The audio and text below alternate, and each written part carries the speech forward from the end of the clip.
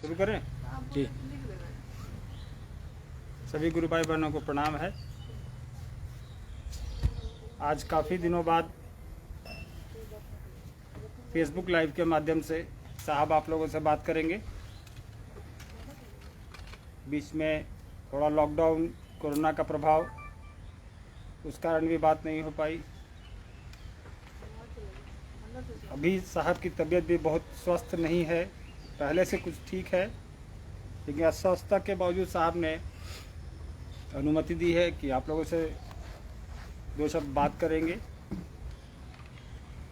तो ध्यान से जो भी लोग जुड़ रहे वो सुनेंगे साहब की बातों को और लोगों तक भी इसको पहुंचाने का प्रयास करेंगे, क्योंकि काफ़ी दिनों बाद ये मौका मिला है साहब को लाइव सुनने का।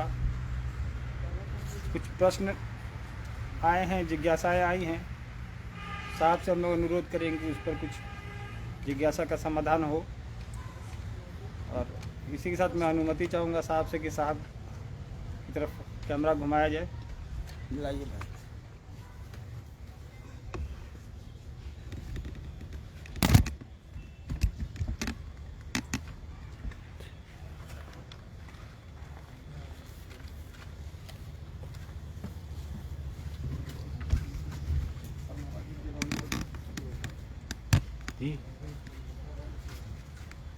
एक लंबे अरसे के बाद मैं आपके सामने, बीच में कोरोना का आतंक,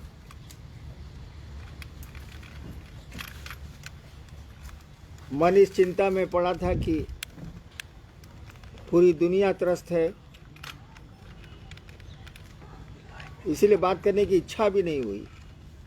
शिव चर्चाएं तो घरों में जो होती हैं वो मेरे या आपके वो तो चलती रही। पिछले बार मैंने कहा था कि मैं आऊँगा, लेकिन कमबख्त तो शरीर साथ दे तब तो। अभी भी बहुत साथ नहीं दे रहा, फिर भी ऐसा मत समझिएगा कि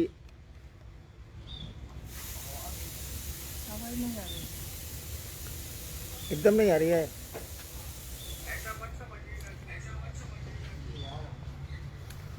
ऐसा मत समझेंगे आप कि कोरोना का संक्रमण समाप्त हो चुका है, वो है। और हमको आपको जो सरकार द्वारा निर्देश दिए जाते रहे हैं या दिए जाते हैं उनका अनुपालन करना चाहिए, वो हमारी आपकी सुरक्षा के लिए। गुरु भाइयों और गुरु बहनों से भी मैं अनुरोध करूंगा कि सतर्कता नहीं छोड़ें। वो 2 गज की दूरी, मास्क है ज़रूरी, हाथों की सफाई ये आवश्यक है। शिव चर्चाएं होती रहेंगी, होंगी ही होंगी। हम आप रहें न रहें ये तो चलेगी। भगवान महादेव की चर्चा है, शिव की चर्चा है, ये तो अविरल है, चलती रहेगी। लेकिन अपनी सुरक्षा आवश्यक है। कोरोना में हमको आपको इसका ध्यान देना चाहिए और सरकार जो कहती है उसका अनुपालन करना चाहिए। क्षेत्रों से कुछ जिज्ञासाएं आई थी पिछले सप्ताह ही, जो मैं नहीं आ पाया, फिर कुछ आई हैं। मैं देखता हूं कि क्या जिज्ञासा आई है, मैंने देखा नहीं है।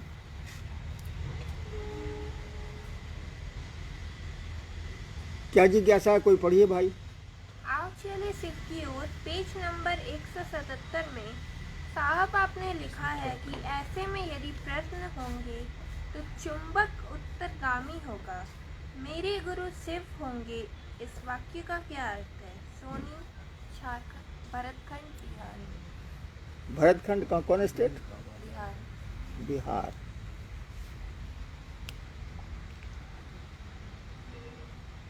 एक पुस्तक जो आई है आओ चलें शिव की ओर, उससे सवाल आया है।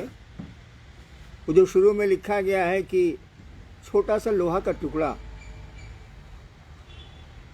विश्व का सबसे भारी चुंबक वो महादेव, वो शिव अगर खींचना चाहेगा तो उस छोटे से लोहे के टुकड़े की क्या बिसात है। अब कांटा रास्ते में पड़े, पत्थर पड़े, फूल मिले, उस लोहे के टुकड़े को तो जाना ही जाना।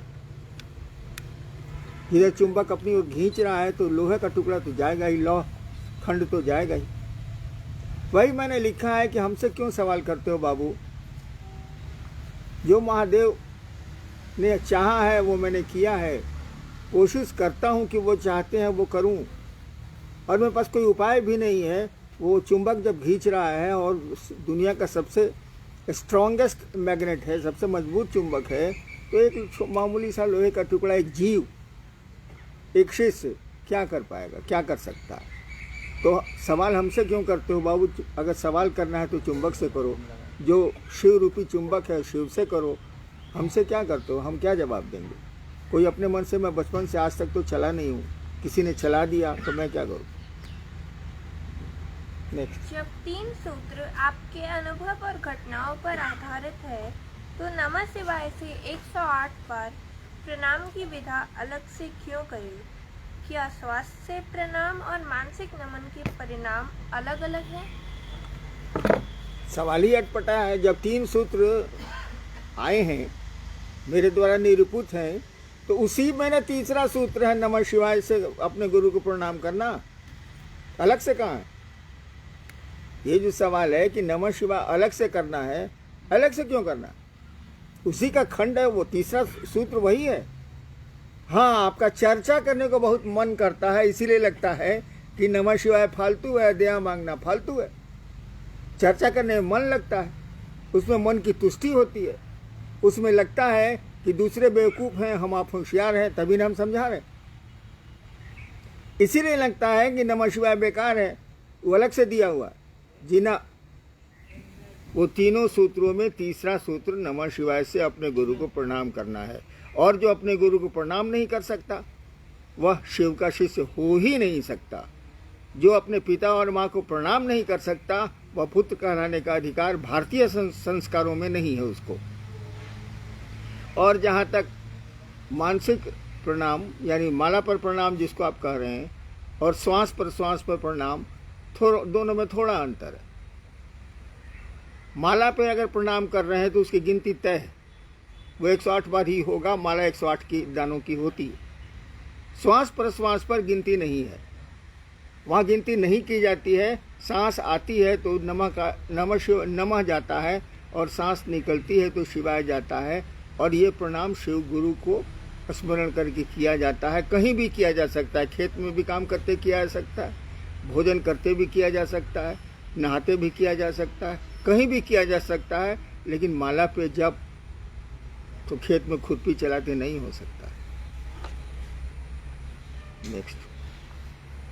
नमः शिवाय से प्रणाम करते समय महादेव की तस्वीर जिस पर ध्यान करते हैं वह गायब हो जाती है, तो भाव प्रणाम कैसे करें। महादेव की तस्वीर जब उनको प्रणाम करते हैं तो गायब हो जाती है। गायब महादेव की तस्वीर नहीं गायब होती है बाबू, हमारा आपका मन वहाँ से हट जाता है। उनकी तस्वीर कहाँ गायब होगी, वो तो कण कण में। और आप जो कल्पना किए हुए हैं शिव की तस्वीर की, वो आपकी कल्पना ही दूसरी जगह चली जाती है, वहाँ ठहरती ही नहीं। और हम लोगों ने ध्यान करने को कहा भी नहीं। हम लोगों ने कहा कि अपने शिव को याद करिए और आप उनको प्रणाम कीजिए। भाव से प्रणाम का मन नहीं हुआ, दिल उनको प्रणाम करे, दिमाग नहीं, बोली नहीं, मुंह नहीं।